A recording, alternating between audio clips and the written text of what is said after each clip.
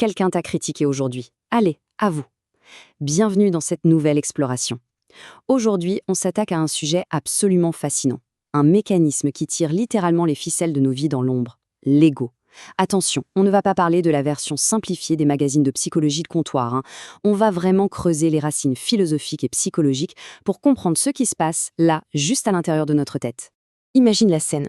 C'est peut-être en ligne, sous un post Insta ou TikTok, ou alors dans la vraie vie, une petite remarque lâchée, l'air de rien. Et le pire, c'est que ça tourne en boucle. La pensée reste complètement bloquée.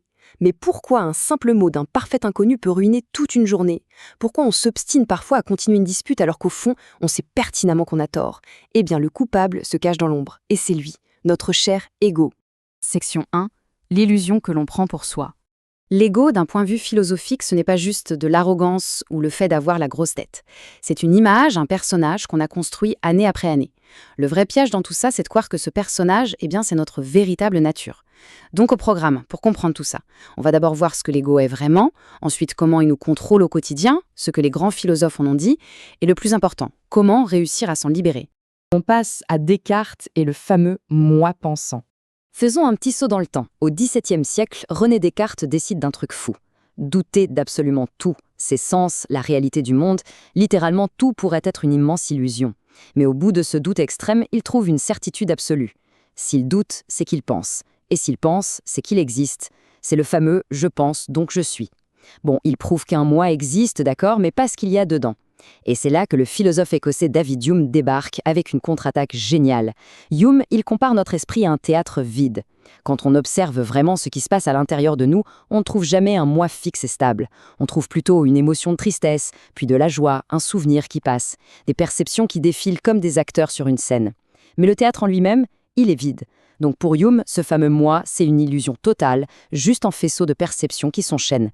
Ce qui nous amène à Freud et tout ce que l'on ne sait pas de nous-mêmes. Sigmund Freud nous montre un truc fascinant. L'ego vient véritable enfer psychologique H24. Imagine-le comme un médiateur ultra stressé. D'un côté, il est coincé par le ça, nos pulsions primitives qui veulent tout de suite, et de l'autre par le surmoi, la voix stricte de la morale. En gros, l'ego n'est même pas maître dans sa propre maison.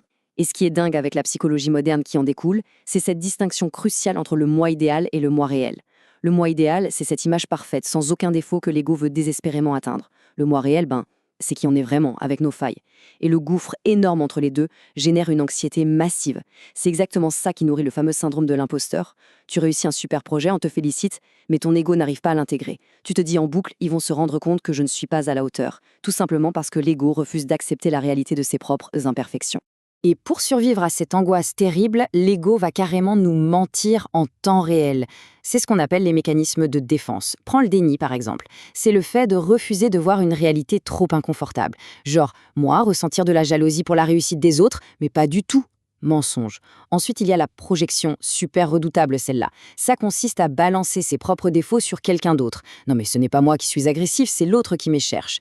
Et enfin, la rationalisation. On trouve de fausses excuses super logiques pour justifier a posteriori un comportement instinctif. Bref, l'ego invente tous ces mensonges en permanence juste pour éviter de s'effondrer. Sartre, ou l'idée choc que l'on n'est pas notre personnage.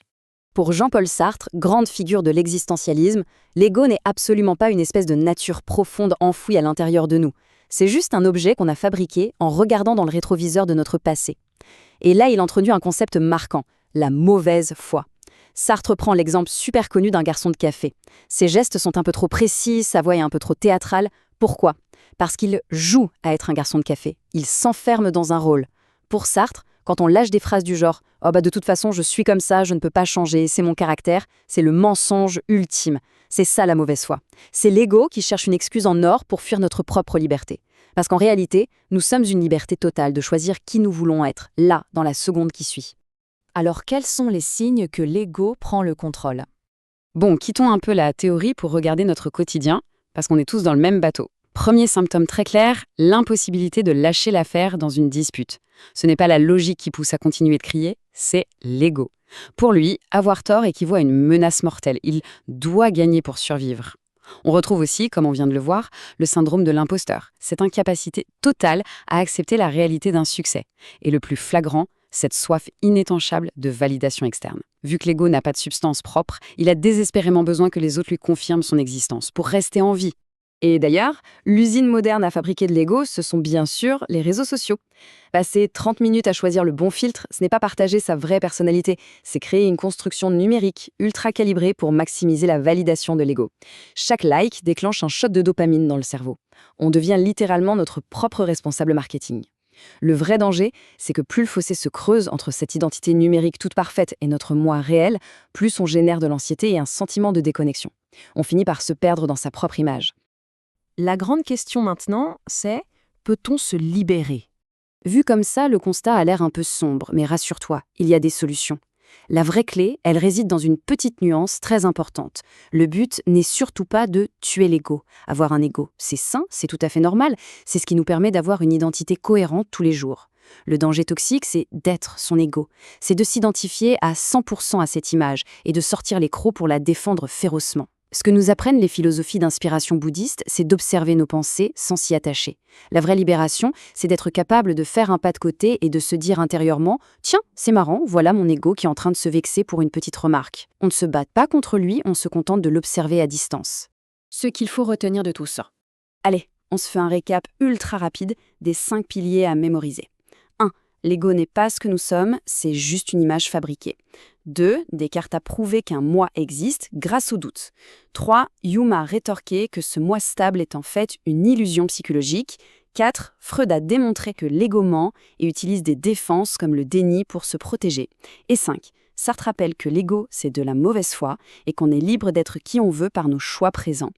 Honnêtement, si demain matin tu arrives juste à capter ton ego en flagrant délit en train de se défendre, eh bien, c'est déjà faire de la philosophie. Un petit mot pour aller plus loin, surtout si le bac de philo approche. Tout ce qu'on vient de décortiquer touche en plein cœur les grands thèmes du programme. La conscience, l'inconscient et bien sûr, la liberté. Pour conclure cette exploration, faisons un petit exercice d'introspection. Parmi tous les pièges qu'on a vus, la dispute interminable pour avoir le dernier mot, la critique d'un inconnu qui tourne en boucle, la mauvaise foi ou la course désespérée au like en ligne, dans lequel te reconnais-tu le plus ? Prends une seconde pour y réfléchir. Un immense merci d'avoir suivi cette analyse fascinante. Garde un œil bien ouvert sur ton ego et on se dit à très vite pour une prochaine exploration.